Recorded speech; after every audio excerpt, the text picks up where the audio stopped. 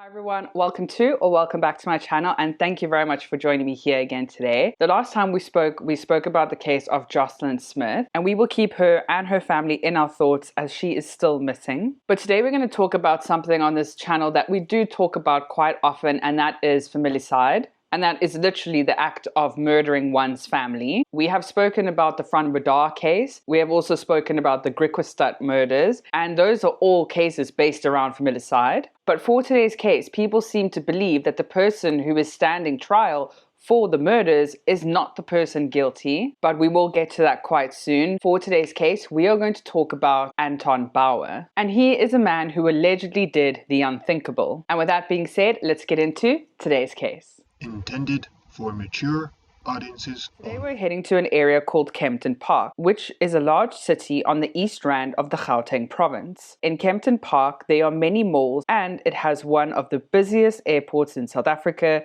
being OR Tambo International Airport. Another popular activity here is also the Kempton Park racecourse. So let's start off appropriately saying that everyone in this case is innocent until proven guilty in the court of law, as this case is still open and ongoing. But let's get into what happened. On Monday, the 21st of January 2024, Anton Bouwer allegedly went into his parents' home in Brendel, Kempton Park. When his parents returned from being out for the day at around 11:30 in the morning, Anton was waiting for them. And sadly, Betty, who was 73, and Robert, who was 78, were gunned down in their home. According to the information, Anton then left his parents' home in Kempton Park, and he then went to an area in Benoni where he lived. And this was an area called Fairleads in Benoni. Here he lived with his wife Adele and his adopted daughter Natasha. Adele was 55 years old at the time, and Natasha was 22 years old. And also in the home at the time was Anton and Adele's domestic worker named Elizabeth Mashlangu. Elizabeth was 55 years old at the time. So allegedly what happened is that Anton then came home from being in Kempton Park, allegedly. He then came home and he then opened fire on his family. Adele, Anton's wife, actually survived the shooting, and there are reports that she is still in hospital. However, they believe that she is under sedation, so she's not able to tell what happened, but her medical records are obviously private, and it's unclear whether she has spoken up about what happened, if she's able to speak up about what happened, and also how severe her wounds are, which is obviously private. However, the gunshots that took place in Kempton Park as well as in Benoni, they were heard by neighbors. They were in very quick succession, so ambulances and police were called quite quickly. So once the police arrived at the scene and they were trying to suss out if there were any survivors, there was a survivor, like I said, Adele, and Elizabeth actually survived the shooting at the scene as well. So the ambulance were working on the people who survived. The police were also trying to work to find out who had done this. But as police were working in the Benoni home, they noticed Adele survived, Elizabeth survived, and Anton survived. Sadly, Natasha, who was 22, did not survive the shooting, and neither did Betty or Robert, Anton's parents. So because 3 people were now taken to the hospital to recover from their injuries, police had to hit the ground running to figure out who did this. Allegedly, Anton had less life-threatening wounds versus the other people who were shot in this case. So as police are digging, they noticed that Betty and Robert were murdered, who were linked to Anton and his family. So they thought that there was some person who had a vendetta on the Bouwer family, and maybe he was trying to get rid of everybody. But then as they started putting the pieces of the puzzle together, they noticed that things aren't adding up here. Firstly, they wanted to know why Anton had such superficial wounds compared to everybody else in this case. But while suspicions were happening and while social media was running rife with who could have done it, the Bouwer family believed that Anton could never have done this to his family, and they wanted to protect Anton as best as they could. Of course you would want to do that. So the Bouwer family then hired a private security company, and within this private security company who was hired by the Bouwer family is a guy named Michael, and they wanted Michael to prove that Anton did not do this because they really wholeheartedly believed that he could never have done this. Anton Bouwer was said to be a loving father, son, and husband, and he was said to be a very gentle soul. There were reports that while Anton was allegedly at his home, he then turned the gun on himself but survived the shooting, as well as we said earlier, Adele, and Elizabeth. He was in hospital and was recovering from his wounds, but was strictly under police investigation. So like I did mention, there were 3 survivors, but sadly Elizabeth would later pass away from her wounds. Elizabeth's family described her as a pillar of strength and was highly respected. The family of Elizabeth said that they worked for Anton for 35 years, and they were angry that he allegedly took her life for seemingly no reason. Elizabeth's family said that she had a gunshot wound to the head and it would not stop bleeding, and that was apparently her cause of death. There were also reports that the Bouwer family contributed 15,000 rand towards her burial, and also that the Bouwer family was awaiting an insurance payout. So like we mentioned earlier, a lot of people said that Anton was incredibly sweet, incredibly gentle. However, people who worked for Anton for quite a long while, especially Elizabeth's family, who also happened to work for Anton at a certain period of time,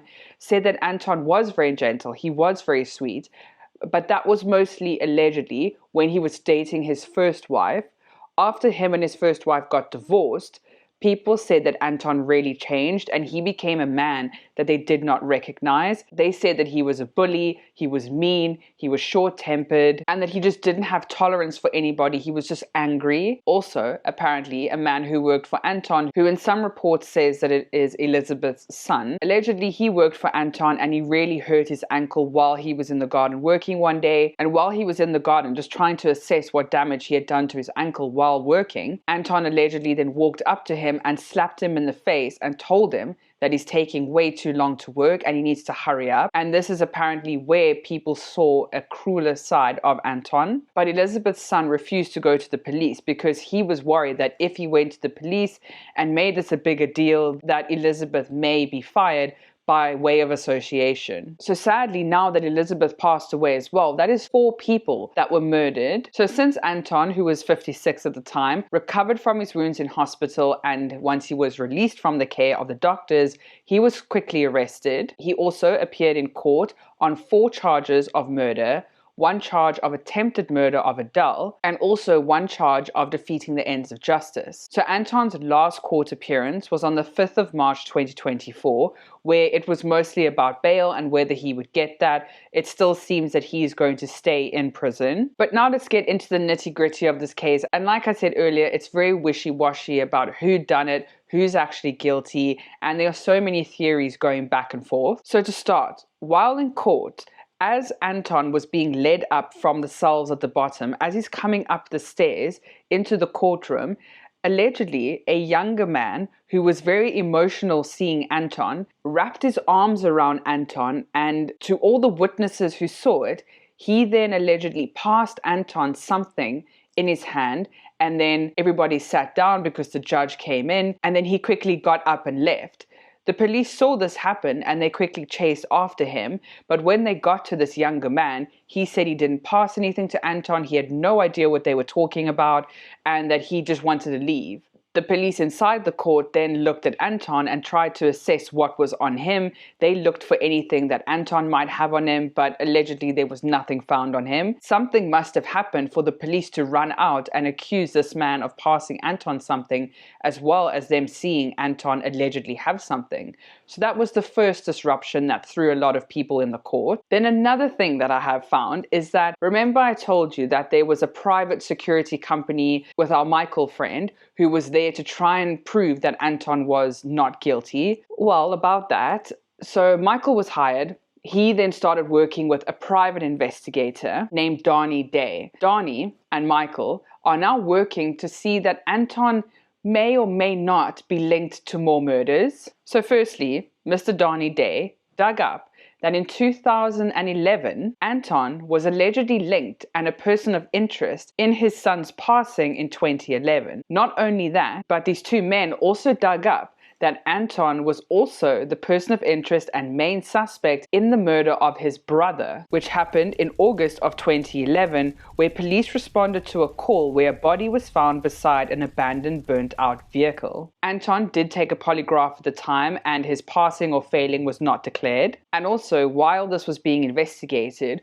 those close to the Bouwer family said that Anton and his brother would often get into arguments because their businesses were quite closely linked in terms of it being quite similar, and they would get into arguments about who was allowed to work here and so on. And Robert, their father, would often have to be the peacemaker between these two. And some were gossiping that maybe this is allegedly the reason how his brother ended up in a burnt out vehicle on the side of a road. But we do need to remember that Anton Bouwer is innocent until proven guilty in the court of law. But we do need to talk about some other theories. And the first theory that was going around was that it can't be Anton and it has to be a gardener that worked for Anton, which is where a lot of the articles were heading towards. However, the hole in this theory that I find, say it was the gardener who worked at Anton's house. If he worked at Anton's house, why on earth would he then first go to Kempton Park, where Anton's parents were, murder them, and then drive all the way back and then murder Anton and his family, but also not murder Anton and only give him superficial wounds, allegedly? It's not impossible. It is plausible that someone could have had a very strong vendetta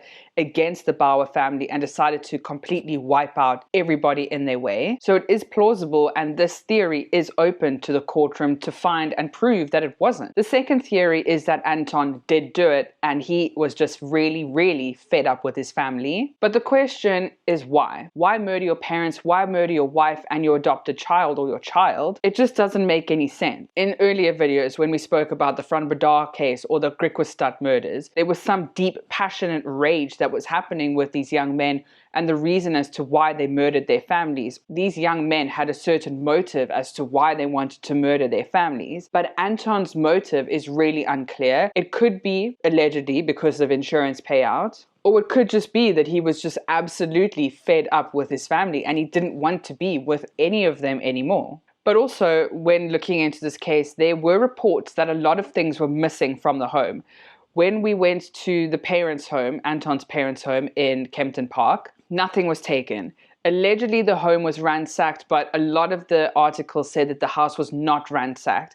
It seemed like someone was sitting in wait for Anton's parents to arrive back home. Inside Anton's actual home where he stayed, there was some ransacking that was going on. However, there was nothing missing except allegedly a large amount of money and also the weapon that was used to murder everybody. And this is probably the reason why Anton was charged with defeating the ends of justice, because police may believe that Anton disposed of the weapon. The state are looking into charging Anton with something called Schedule 6 offense, which means that the murders are planned or premeditated, and the state are really gunning for this charge. So my question is, who do you think did it? Do you think that someone had a clear vendetta against the Bouwer family and wanted to wipe out everybody, including Anton, but maybe thought that these gunshots popping around is going to cause, and clearly did raise neighbors' concerns because police were called quickly, and maybe they didn't have enough time to get to Anton because he is quite a large man? And do you think that they wanted to wipe out everyone in Anton's vicinity and who he loved? Or do you think that Anton is guilty? I'll leave that up to you to decide in the comments below. But remember, everyone's innocent until proven guilty in the court of law. But with that being said, have a wonderful day further. I hope that you have a wonderful weekend, and I'll see you again soon. Bye.